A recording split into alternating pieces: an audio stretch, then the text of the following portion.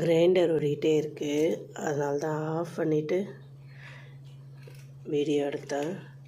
இப்போ தான் பசிக்குதுன்னானா அதை அம்மானு கூட்டாதான் பிஸ்கெட் போடுவேன். ஏன்னா அப்படியே கீழேயே கிடக்கும், சாப்பிட மாட்டோம். நம்ம பசங்களுக்கு பசிக்குதுன்னு சொன்னால் தான் சாப்பாடு கொடுப்போம்ல, அதேமாரி தான் சிம்பாவும் பசிக்குதுன்னா அம்மா அம்மான்னு 4 முறை கூப்பிட சொல்லுவான். கூப்பிட்டா மட்டும்தான் திரும்பி பார்ப்பேன்.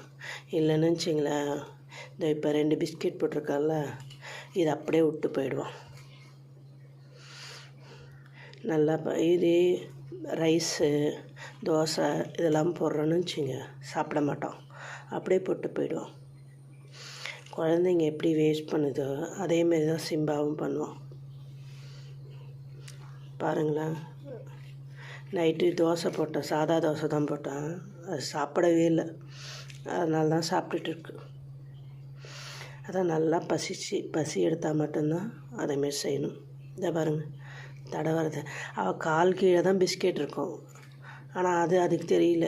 ஏய் நவுறு சிம்பா, இப்போ நம்ம நவுத்தி விட்டோன்னு வச்சிங்களேன், சாப்பிடாம போயிடும். கண்டுபிடிச்சிச்சு.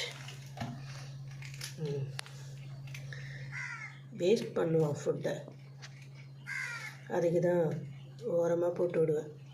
எதுவுமே ஈஸியாக கிடச்சா அதோட வேல்யூ தெரியாது. அதே மாதிரி தான் மனுஷனுக்கு மட்டும் இல்லை, மிருகங்களுக்கும் அதே தான்.